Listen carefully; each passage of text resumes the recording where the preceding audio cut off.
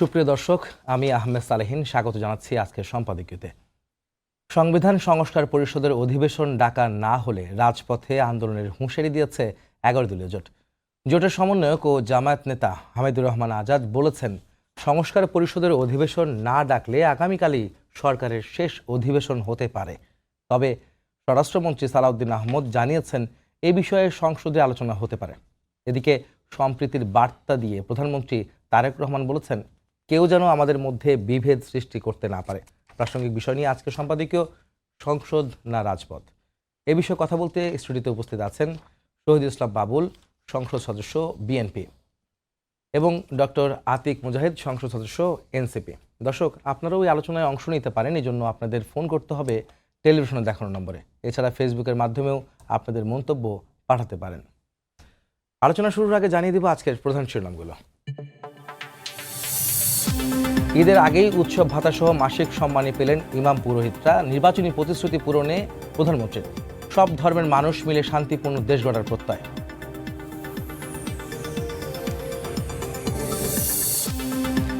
30 April পর্যন্ত চলবে সংসদের প্রথম অধিবেশন। সংস্কারের বিষয়ে ফয়সালা হবে সংসদে, বললেন স্বরাষ্ট্রমন্ত্রী। রাষ্ট্রপতির ভাষণের উপর আলোচনা করবে বিরোধী দল।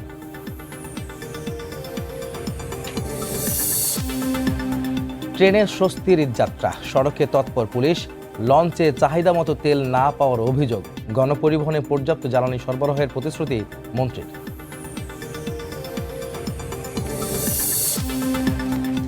শেষ মুহূর্তে জমজমাট ঈদ কেনাকাটা, পছন্দের পোশাক অনুষঙ্গ কেনার ব্যস্ততা। ক্রেতা টানতে দোকানে দোকানে বাহারি পণ্যের পসরা, ভালো বিক্রির আশা।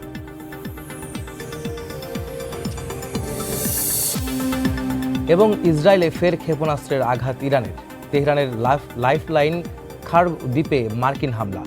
মধ্যপ্রাচ্যে মেরিন সেনা মোতায়েনের সিদ্ধান্ত।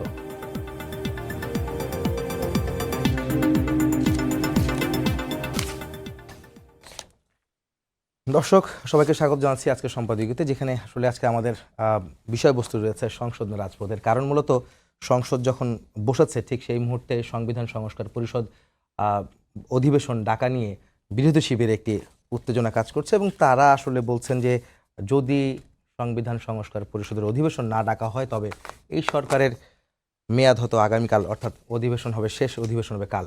সেই বিষয়ে আমাদের অতিথির কাছে প্রশ্ন করব। প্রথমে যাব ডক্টর আতিক মুজাহিদ, সংসদ সদস্য এনসিপির।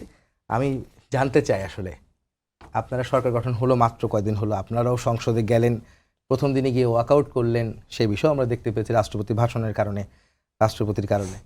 কিন্তু আপনারা আবার সংবিধান সংস্কার পরিষদের অধিবেশন না ডাকলে বলছেন, অর্থাৎ জামাত বলছে যে তারা রাজপথে যাবে। সংসদ থেকে কেন রাজপথে যাওয়ার এত তাড়াহুড়া কেন? জি ধন্যবাদ। আসলে বিষয়ের অনেকগুলো বিষয় এখানে আছে। একটা হচ্ছে আমাদের সংবিধান সংস্কার পরিষদ, একটা হচ্ছে রাজপথ, একটা হচ্ছে পার্লামেন্ট, একটা বলেন ওয়াকআউট। ওভারঅলি মাত্র 30 দিনও হয় নাই। সবগুলা বিষয় মিলে এখানে তিনটে পার্সপেক্টিভে দেখা যায়। একটা হচ্ছে লিগ্যালগতভাবে, আইনগত হয় বিষয় কি। 2 নম্বর হচ্ছে পার্লামেন্টগতভাবে জিনিসটা কীভাবে সলভ করা যায়। 3 নম্বর হচ্ছে পলিটিক্যালি সলিউশন করা যায়। আপনারা দেখেছেন যে স্বরাষ্ট্রমন্ত্রী কিন্তু লিগ্যাল কথা বলতেছে, আলোচনা হতে পারে পার্লামেন্টারিয়ান। আমাদের প্রাইম মিনিস্টার বলতেছেন যে ডিসকাশন করে হতে পারে, আমাদের সম্প্রীতি যেন নষ্ট না হয়। আমার এখানে অবস্থানটা হচ্ছে যে জুলাইয়ের বিনিময়ে আমরা সবাই কিন্তু পার্টিকুলারলি এই গভর্নমেন্টে এসেছে, এবং 1400-র অধিক মানুষ শহীদ হয়েছে, যেটা একটা স্পিরিট আকাঙ্ক্ষা ধারণ করে যে বাংলাদেশকে আর আগের মতো রাখা যাবে না। আগের মতো বলতে কিসের মতো? ফেসিস্ট স্টাইলে না। ফেসিস্ট স্টাইল মানে কি? মানুষের গুম খুন, আপনার কথা বলার অধিকার নাই, সব ধরনের অপ্রেসিভ একটা আন্ডারস্ট্যান্ডিং, যে রুলটাতে মানুষ ভয় পায়, আতঙ্কে থাকে যে আমি আসলে কথা বলে আসলে ঠিক থাকতে পারবো কিনা। এই যে অল অ্যাসপেক্ট, আমি বিচার পাবো কিনা, মানে বিচার ব্যবস্থা নষ্ট হয়ে গেছে, কনস্টিটিউশনাল প্রতিষ্ঠানগুলো দলীয়ভাবে কুক্ষিগত করে করা, এটা হলো ফেসিস্ট রুলের একটা অনেকগুলো ন্যাচারের মধ্যে নেচার। এর কাউন্টারটা কি, যেহেতু একটা সিস্টেম ডেভেলপ করেছে ফেসিজম স্টাইল হয়েছে, ওই কনস্টিটিউশনটাগুলো ওইটাকে লিগাল করছে। যে কনস্টিটিউশনের মাধ্যমে ফেসিজম চালু করছে সেই কনস্টিটিউশন স্টিল ইটসেলফ আছে দেয়ার। তাহলে আমরা এই জন্য বলছি যে এটাকে রিফর্ম দরকার। এই তো ছিল মেন এজেন্ডা। দেন সবাই মিলে আলোচনা কতটুকু রিফর্ম করব, সেটার একটা পর্যায়ে এসে আমরা সবাই মিলে সাইন করেছি। তারপরে এসে নোট অফ ডিসেন্ট দিয়েছে বিএনপি 2টা স্পেসিফিক জায়গায়। বাকিগুলোর ব্যাপারে সবাই বলেছে গণভোটে গেলে মানুষ যদি পাশ করে তাহলে আমরা এক্সিকিউশনে যাব। এখন তো এই লেভেলে আসছে, তাই না? এখন এই লেভেলটা কেন নিয়ে আসলাম? যে আমরা একটা ডেমোক্রেটিক ট্রানজিশনে যাব, যেখানে আরও গুড গভর্নেন্স দেওয়ার জন্য কনস্টিটিউশনগতভাবে আমরা ক্লিয়ার একটা আন্ডারস্ট্যান্ডিং পাবো, একটা ফিলসফি পাবো, একটা গাইডেন্স পাবো, যেটা আমাদেরকে একটা সুন্দর শাসন দিতে সুবিধা করবে। কেন? এর মেইন কারণ হচ্ছে যে কোনো ব্যক্তিকে যদি জবাবদিহিতার আন্ডারে না আনা যায়, সেই ব্যক্তিটা অটোক্রেট হতে বাধ্য। আমি যদি বাবুল ভাইকে প্রশ্ন করতে না পারি, উনি যদি সর্বসর্বা হয়ে যায়, উনি এনি টাইম বলবে যে আই এম দ্য লর্ড, আমি সব কিছু করতে পারবো। তো এই ধরনের মানসিকতাকে চেক অ্যান্ড ব্যালেন্স বা ওনাকে জবাবদিহিতার আন্ডারে, সেটার জন্যই সংবিধান সংস্কারটা আসলেই জরুরি স্ট্রাকচারালি। এবং আই ক্যান সে, আমি সেভারাল টাইম বিভিন্ন টকশোতে বলেছি যে আইডিওলজিক্যালি এই কনস্টিটিউশন ডাজন্ট সার্ভ ইভেন জাতীয়তাবাদ বা বাংলাদেশপন্থী রাজনীতিটাকে, এটাকে সার্ভ করেছে বাঙালি ন্যাশনালিজম সোকল, যেটা আওয়ামী লীগের মিশন, সেটা অনুযায়ী কনস্টিটিউশনটাকে ডেভেলপ করা হয়েছে এবং ওইটার ভিতরে আমাদেরকে ঢুকানোর চেষ্টা করা হচ্ছে। এবং আমরা সবাই এগ্রিড। এবং আপনারা জানেন যে বেগম জি একসময় বলেছিল যে জনগণের সরকার যেদিন ক্ষমতা আসবে সুরে ফেলে দেওয়া হবে এই কনস্টিটিউশন। হোয়াই? কারণ এই কনস্টিটিউশন এমন কি আছে যে উনি বললো সুরে ফেলে দেবে, কারণ এখন in the name of constitution 3-4টা ইলেকশন নষ্ট করে ফেলছে। আমরা কি সেই পথে যাব নাকি বাংলাদেশ নতুন পথে যাবে? যদি এই নতুন দেশ হয়, এই বিষয়ে তো এগ্রি বিএনপিও করেছে। এগ্রি যদি হয় তাহলে এখন দেখেন, আমরা এগ্রি করার পরে গণভোট হওয়ার পর আমরা কিন্তু অলরেডি কি নিয়েছি, শপথ নিয়েছি। আমি কিন্তু 2টা এমপি বলতে পারি, এমপি না হলে 2টা পরিষদের সদস্য, আমি পার্লামেন্টের সদস্য, গণপরিষদের সদস্য। আর আমার ব্যাপারে আপনার কমেন্ট কি? আপনি শুধু আমাকে বিরোধী দল যে আপনারা মানতেছেন না, আমি তো উল্টা কথা বলবো। তাহলে আমার ব্যাপারে এই গভর্নমেন্টের দায়টা কি? বা লাস্ট গভর্নমেন্ট যারা আমাকে শপথ পড়িয়েছে তারা কি কনস্টিটিউশন, তাদের ব্যাপারে কি রায় দেবে? তাদেরকে ধরা উচিত আমাদের, যে আপনি যে বান্ডিং, যে রুলস, যে আদেশের কারণে এটা 72-2 এবং আমাদের রাষ্ট্রপতির যে 2025-এর 1-10 নম্বর অনুচ্ছেদ অনুসারে আপনি আমাকে শপথ পড়াইলেন অধ্যাদেশ অনুযায়ী। তো এটা এখন কই যাবে? এটাকে আসমানে চলে গেছে এর মধ্যে, মানে পার্লামেন্ট শুরু হইতে আউট হয়ে গেছে। তাহলে 30 কার্য দিবসের মধ্যে রাষ্ট্রপতি যেভাবে সংসদে ডাকে ঠিক একইভাবে ডাকার কথা ছিল। এখন যে ডাকলো না, এটা কেন ডাকলো না, এটা প্রশ্ন উত্তর কার কাছে পাবো? তাহলে সরকারও দিচ্ছে না, তাহলে আগে যারা আমাদের নির্বাচন কমিশনার তারাও দিতেছে না, তাহলে কারা দিবে, কে উত্তর দিবে, কোথায় দিবে? রাষ্ট্রপতিকে আপনারা দেখেন যে একটা এমন রাষ্ট্রপতির ব্যাকবোনলেস, ইচ্ছা মতো কথা বলে, যে এই সরকারের আগে এক ধরনের কথা বলতো, আবার নতুন করে আবার কথা বলছে। ইনি কি মানে মোনাফিকের সব ক্যারেক্টার এর মধ্যে। তাহলে আমার কাছে ছিল আতিক ভাই যে তাড়াহুড়া কেন? কারণ হচ্ছে যে প্রথম অধিবেশন হচ্ছে বৃহস্পতিবার, আপনার হচ্ছে যে আজকে রবিবার দিন আরেকটা অধিবেশন বসতে যাচ্ছে। বলতে আপনার এত মাত্র দ্বিতীয় অধিবেশনেই সরকারের শেষ অধিবেশন হয়ে যাচ্ছে। না, ওটা অনেক রেটোরিক আর পলিটিক্যাল স্টেটমেন্ট। আপনি পলিটিক্সের জিনিসটাকে এইভাবে নেবেন না। আবার অনেক কথা তো বলেই ফেলে যে এটা কোনো, ইভেন আপনার জুলাই সনদ নিয়ে বলছেন এটা কোনো বিষয় না, এরকম কমেন্ট তো সিনিয়র নেতারা বিএনপি করছে। আপনি কি এটাকে ধরবেন বিএনপির স্ট্যান্ড হিসাবে? এটা একটা অবশ্যই পলিটিক্যাল প্রেশার, নানা রকম মানুষ কথা বলতে পারে, বা আধিক্যতার দিক থেকে, যে আসলে যার কারণে আমরা ক্ষমতা আসলাম, যে পরিষদের কারণে, সনদের কারণে, সেইটাকে আপনি লিগ্যাল ভিত্তিও দিচ্ছেন না। লিগ্যাল ভিত্তির জন্য গণভোট হলে, সে গণভোট আসার পর আপনি নিচ্ছেন না, সেটাকে আমলে নেওয়া হচ্ছে না। তাহলে এটার মূল্যটা কি? তাহলে আলটিমেটলি এটা কিন্তু জাতির কাছে কোশ্চেন, যে আপনি নিজেই কি তাহলে এই জিনিসটাকে সরে গেলেন? অনেকে বলবে যে জুলাইয়ের সাথে আপনি কি বিট্রায়াল করলেন। সময় এসেছে এটা বলার জন্য। সেটা অবশ্যই 30 দিনের মধ্যে যদি না হয় তাহলে তো এটা ইনভ্যালিড হয়ে যাবে। সো কোয়েশ্চেনটা হচ্ছে 30 দিন ইনভ্যালিড হলে তাহলে আপনার লাভটা কি? তাহলে এই জিনিসটা করে এত পরিশ্রম, টাকা খরচ করে, ক্যাম্পেইন করে, যারা প্রাইম মিনিস্টার, এখনকার প্রাইম মিনিস্টার, উনি নিজে রংপুর থেকে হাওয়াবটের ক্যাম্পেইন শুরু করেছেন। তাহলে ওনার ক্যাম্পেইন কি উনি সবিরোধিতা করলো কিনা? This is my question. না, এটা কি 30 দিন, নির্বাচনের 30 দিনের মধ্যে, না সংসদ বসা 30 কর্মদিবসের মধ্যে? এখন সংসদ বসা যদি হয় তো প্রথম সংসদ বসছে, কালকে একটা বসে সেকেন্ডে, আর তো 28টা কর্মদিবস আছে। কর্মদিবস এই স্টাইলে না, যে আপনি দেখেন আমরা কিন্তু বেশ কিছু আপনার কথা যদি বলি, তাই সে দৃষ্টিকোণ কোনো ধরনের তো আমরা আভাসই পাচ্ছি না, যেখানে অন্য কোনো ধরনের কথাই বলা হচ্ছে না। আমার ডিসকাশন হতে পারে, আইনমন্ত্রী বলতেছে আমরা বিষয়টাকে, আমাদের যে বিশেষ কমিটি গঠন হয় 14 জনের, ওখানে তারা পর্যালোচনা করে দেখবে কোন কোন অধ্যায়ে রাখা যেতে পারে, আমরা জুলাই সনদের ব্যাপারে আমরা প্রশ্ন করব।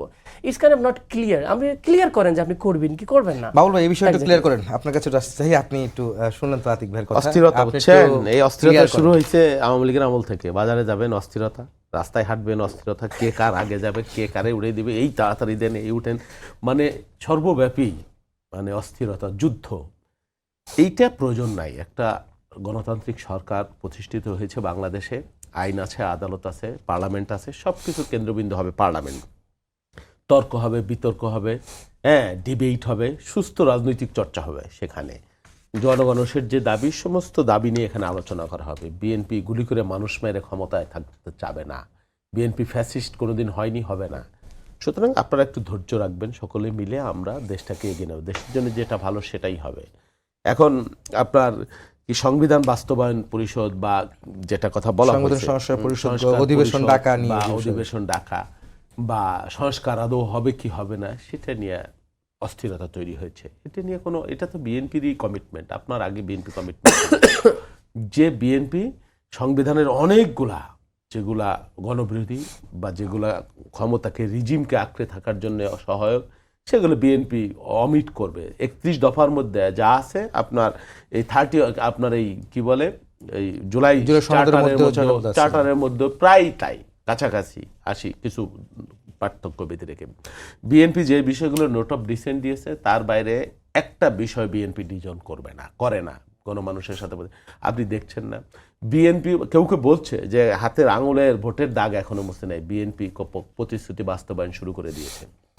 বিএনপি শাসন পদ্ধতি, তৃণমূল মানুষের প্রতি বিএনপির মানে কি বলে কন্ট্রিবিউশন, একবারে কৃষক, শ্রমিক, মসজিদের ইমাম, মুয়াজ্জিন, নারী, পুরুষ, সর্বব্যাপী। তার মানে কি বিএনপির যে আন্তরিকতা গণমানুষের প্রতি, সরকার প্রধানের ব্যক্তিগত চলন বলন, মন্ত্রী এমপিদের প্রতি মেসেজ, এগুলো নিশ্চয়ই আপনি অনুধাবন করবেন, বিএনপিকে সময় দিবেন এবং আপনি বিতর্ক করবেন। আপনি এই সংবিধান সংস্কারের জন্য বা 31 দফা প্রণয়নের জন্য যা যা আছে আমরা প্রথমেই ডিবেট করব। মানে শুরুর আগেই যদি আপনি মানে হুক্কা হওয়া শুরু করে দেন জামাতের সাথে, তাহলে সেটা একক্ষেত্রে অসহযোগিতাও বলবে। আপনি দেখেন এই যে আমার ভাইয়েরা বলছে যে জাস্ট একটা ইলেকটোরাল জোট জামাতের সাথে, অথচ এই জামাতের বদন্যতায় তারা বিরোধী দলীয় চিফ হুইপের পদ নিয়েছে কিন্তু একই।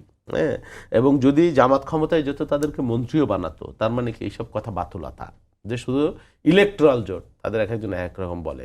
তো এটা দোষেরও কিছু না, হতে পারে, সেটা নিয়ে হতে পারে, কিন্তু আমরা সংসদটা কার্যকর দেখতে চাই। সরকারের ধৈর্য, সহনশীলতা, সরকারের পজিটিভিটি, বিরোধী দলের প্রতি আন্তরিকতা, শুধু বা সমালোচনার প্রতি সরকারের মানে ফ্যাসিনেশন, দর্শন আপনি দেখতে পাচ্ছেন নিশ্চয়ই। এই সরকার হাসিনার সরকার না, এই সরকার বিগত রিজিমের সরকার না, এটা গণমানুষের সরকার, মানুষের ভোটে নির্বাচিত সরকার। গণমানুষ যেটা চাবে, মানুষ যেটা চাবে, মানুষের সেন্টিমেন্টের বাইরে যাবে না। মানুষ বিএনপিকে নির্বাচিত করেছে ভোট দিয়ে, অতএব মানুষের সেন্টিমেন্টের বাইরে বিএনপি যাবে না। বিএনপি আগামী দিনে একটা রাতের ভোট করে আবার ক্ষমতায় আসতে চাইবে না।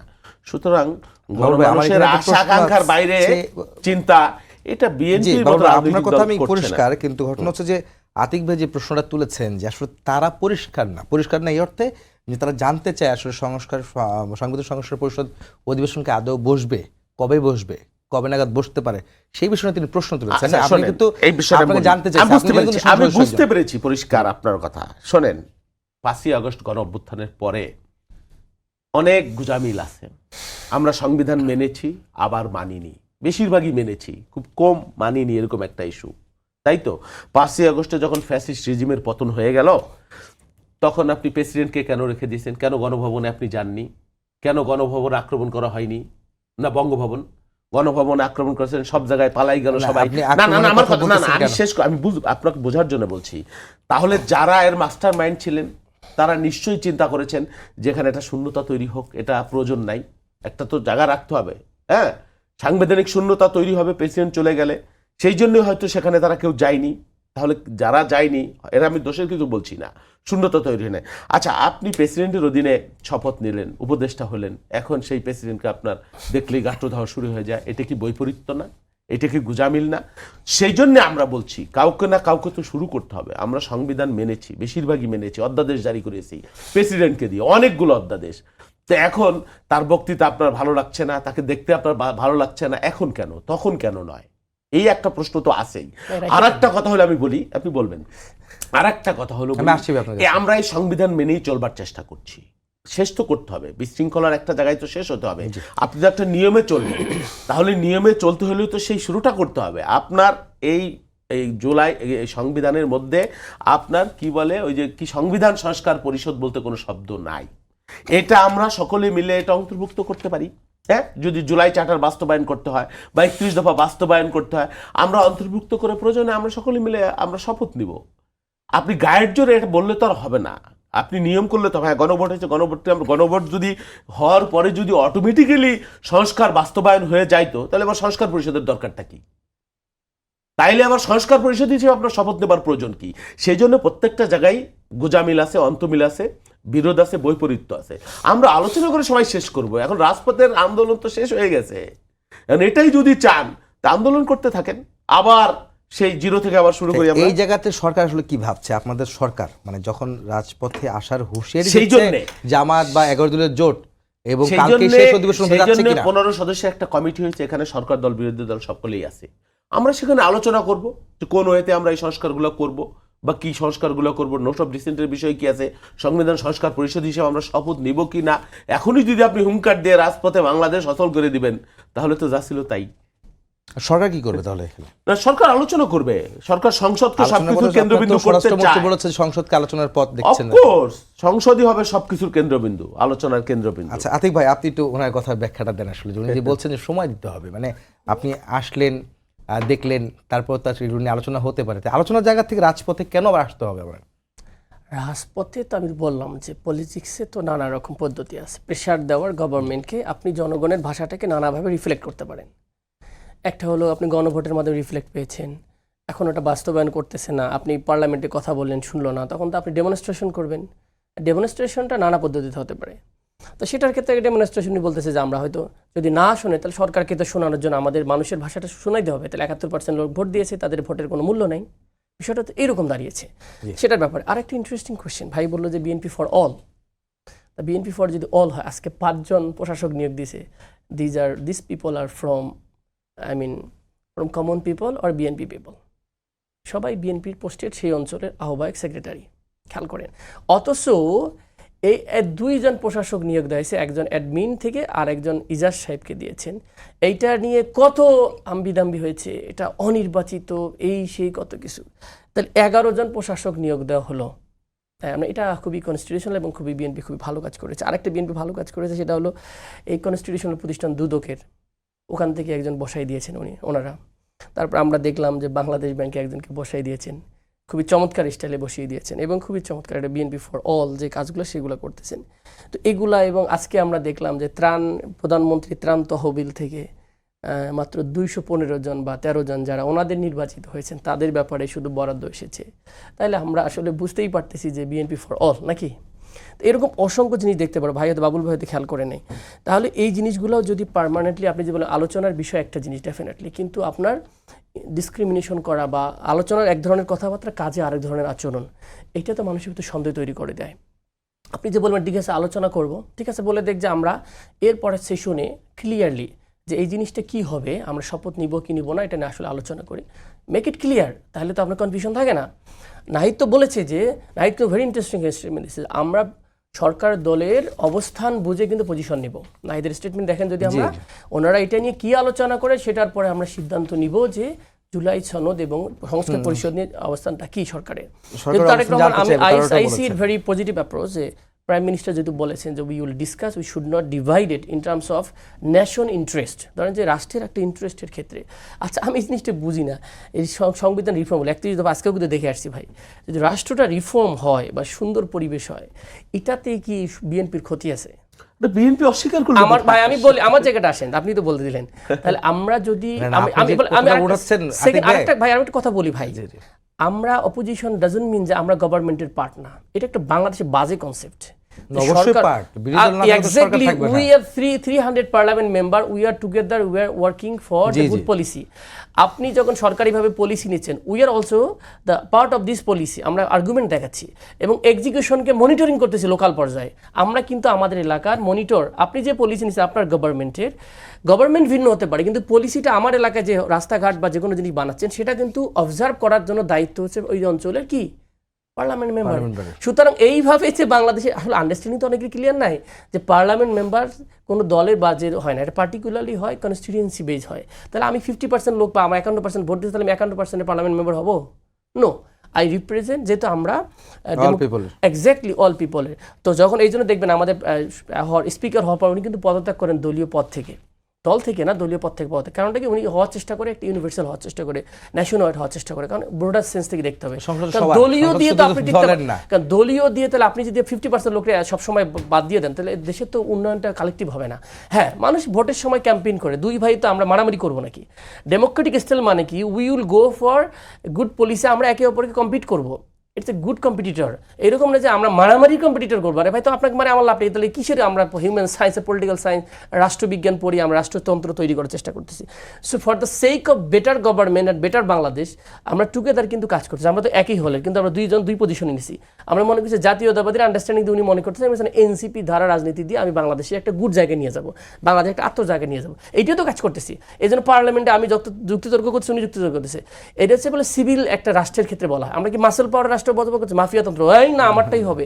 যদি সিভিল হয় তাহলে আর্গুমেন্টেটিভ হবে, যুক্তি সম্পন্ন। মানুষ এই জন্য আল্লাহ শ্রেষ্ঠ প্রাণী, মানুষকে বুদ্ধি আকল দেওয়া হয়েছে এবং এই জন্য আপনার বিচার হবে। কিন্তু আপনি সূরা বাকারাও যদি পড়েন যে মানুষ সৃষ্টির উদ্দেশ্য, it is because of we are intellectual প্রাণী।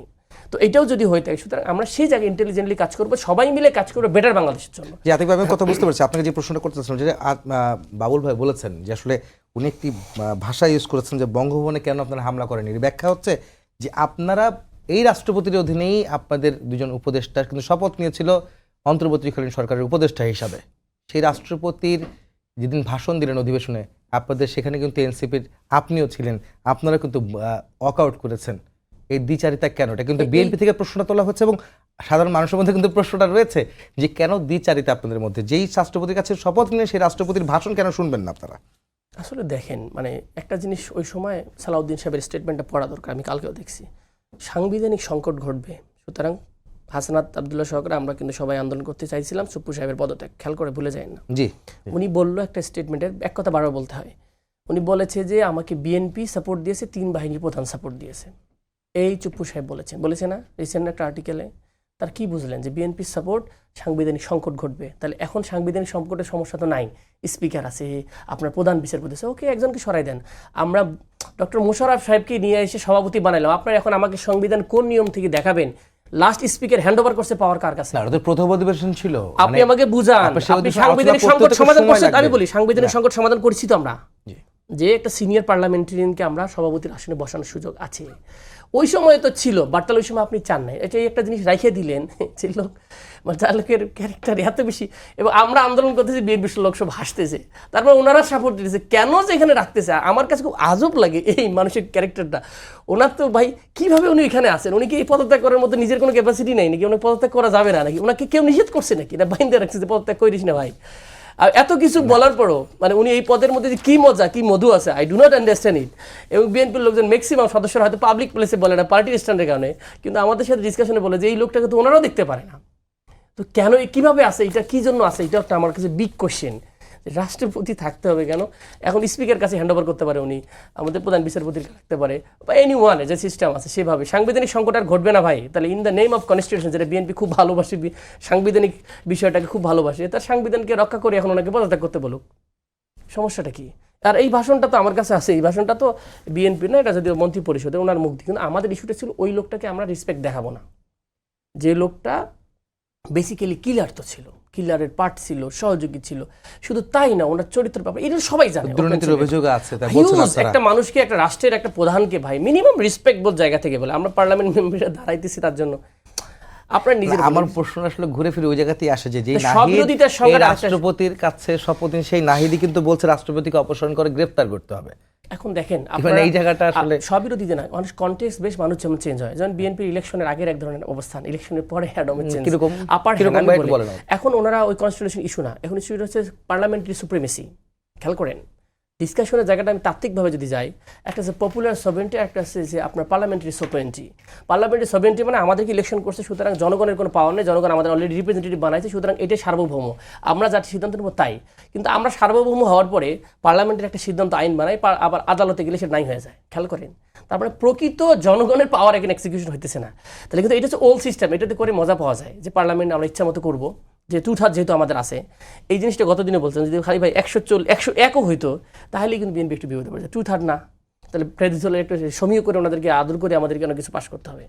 2/3 হলে খুব ইজিলি কনস্টিটিউশন চেঞ্জ করা যায়। সো এই যে সবিরোধিতার জায়গাটা বললেন, খুব বিগ ইস্যু না। তাহলে ওনাদের এখানে সবিরোধিতার কথা বললে আমাদের পররাষ্ট্রমন্ত্রীটা কি নিজ বিরোধী হয়েছে?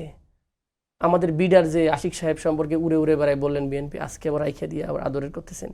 তাহলে পররাষ্ট্রমন্ত্রী রাষ্ট্রপতির ইস্যুটা বলি, রাষ্ট্রপতির ইস্যুটা সম্পর্কে তো কে বিরোধিতা করে? আমি বললাম ওপেন।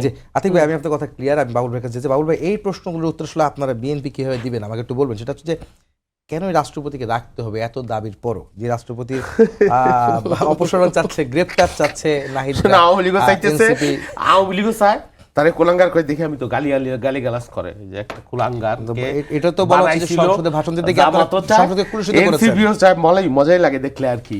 শুনেন, রাষ্ট্রপতির প্রতি বিএনপির এমন কোনো মায়াও নাই, প্রেমও নাই। তখনও যেমন ব্যবহার ছিল, ওরা যখন শপথ নিয়েছে এখনো একই ব্যবহার আছে। বিএনপির ব্যবহার বদলায় নাই, তাদের ব্যবহার সকালে বিকালে বদলায়। মুনীর চৌধুরী একটা কথা আছে যে মানুষ মরে গেলে পচে যায় আর বেঁচে থাকলে বদলায়, সময় অসময়ে বদলায়, সকালে বিকেলে বদলায়, কারণে অকারণে বদলায়।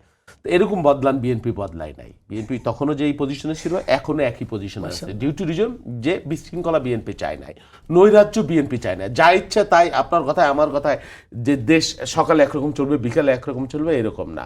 বিএনপি একটা গঠনতান্ত্রিক সিস্টেমের প্রতি রেসপেক্ট দেখাইছে, সবসময় দেখাইছে, ফ্রম ডে ওয়ান থেকে।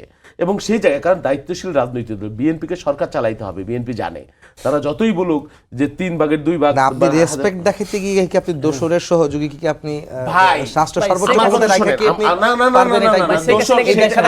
শুনেন, আপনি কিভাবে মনে করলেন যে দোসরকে একেবারে পার্মানেন্টলি রেখে দেবো, মাথার তাজ বানায় রেখে দেবো, আপনি সংসদ বসার আগেই সেটা শুরু করে দিয়ে? সেটার একটা প্রক্রিয়া আছে।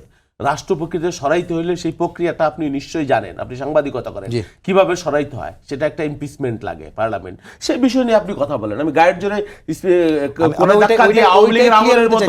আওয়ামী লীগের আমলের মতো চেয়ারে লাথি দিয়ে সরাই দিতে চান? Is it process? সেটা নিয়ে আপনি কথা বলেন। আপনি তো গায়ের জোরে রাজপথের ভাষা সংসদে শুরু করে দিচ্ছেন। It is not way. প্রেসিডেন্টকে কেউই ভালোবাসে না, সে আমার আপনজন না, বিএনপিরও মাথার মুকুট না। প্রেসিডেন্টকে নিয়েও কথা হইতে পারে, সংবিধানও পরিবর্তন হবে, কেন হবে না? সেটা বিএনপির কমিটমেন্ট। আপনি কেন এত অনাস্থা রাখতেছেন? কেন এত উত্তেজিত হয়ে যাইতেছেন? কেন একদিনের পার্লামেন্টেই আপনাদের ওয়াক আউট করতে হইতেছে? হ্যাঁ, আপনি তো সংসদে সব কথা বলতে পারতেছেন, আপনার সংখ্যা যাই থাকুক। আমরা এটাও মিন করি যে সংসদ, পার্লামেন্টারি ডেমোক্রেসি তো একটা পাখির ডানার মতো। এই সংসদ জনগণ মানুষের ভোটে নির্বাচিত সংসদ, এটা তো রাতের ভোটে নির্বাচিত সংসদ না। তো এই সংসদের উপর তো আপনার আস্থা রাখতে হবে, রেসপেক্ট রাখতে হবে। আপনি যেমন নির্বাচিত, আমিও নির্বাচিত। এই যে 241, 231, 14 জনের কথা বলতেছেন, তারাও মানুষের ভোটে নির্বাচিত। সুতরাং আমরা ডিবেট করব, সব করব। হুমকার ধমকি দিয়ে তো লাভ নাই, রাজপথে বহুত তো হইছে। এখন আসেন আমরা আলোচনা করে সব ঠিক করি। ক্লিয়ার হচ্ছে। আপনি বিষয়টা হচ্ছে, আপনি 1 মিনিট সময় আছে, এর মধ্যে আপনি বলবো যে আপনার যে ভাই যেটা বললেন যে বিএনপি যদি সবার জন্য হয়ে থাকে, তাহলে 6 জন প্রশাসককে আবার আপনাদের দলীয় লোক বা আপনাদের কাছে আমি বলি, স্পিকার যেমন পদত্যাগ করে, সে সংসদের অভিভাবক। ডেপুটি স্পিকার যেমন পদত্যাগ করে, প্রধানমন্ত্রী কিন্তু পদত্যাগ করে না, মন্ত্রীরা কিন্তু পদত্যাগ করে না। একটা সরকারের, একটা দলের সরকার থাকে, এটা তো কোনো দোষণীয় কিছু নাই। আমি বাংলাদেশ ব্যাংক বলেন বা মন্ত্রী পরিষদ, তাহলে তো আমি মন্ত্রী পরিষদ জাতীয় সরকার গঠন করে সব দলের থেকে আমি নিতে পারতাম না? তাহলে তার বিরোধী দল প্রয়োজন হইতো না। একটা সরকারকে দেশ চালাইতে হয়, নীতি কর্মসূচি প্রণয়ন করতে হয়, সরকারের যে কমিটমেন্ট আছে জনগণের প্রতি, ম্যানিফেস্টো আছে, সেগুলো বাস্তবায়ন করতে হয়। সেই বাস্তবায়নের জন্য সরকার তার লোক নিয়োগ দিবে না। আপনি তার কাজকর্ম দেখে আপনি সমালোচনা করেন। এটা তো দুনিয়ার সমস্ত দেশে, ওয়েস্টে তো তাই আছে। শুধু আপনার আমেরিকায় শুধু সচিবরাও তো দলীয় লোক নির্বাচিত হয়। আপনার ওই হোয়াইট হাউসের সমস্ত সেট আপ চেঞ্জ করে ফেলে, দলের লোক দেয়। তো সেটা আপনি মূল্যায়ন করেন তার কাজ দিয়ে। এটা বিএনপি তার দল পরিচালনা করবে, আপনি তো সরকার পরিচালনা করছেন। আপনাকে ধন্যবাদ, আতিক ভাই আপনাকে ধন্যবাদ জানাচ্ছি। Thank you. সবাইকে ধন্যবাদ জানিয়ে শেষ করছি আজকে সম্পাদকীয়। আগামীকাল আবার দেখা হবে একই সময়। শুভরাত্রি।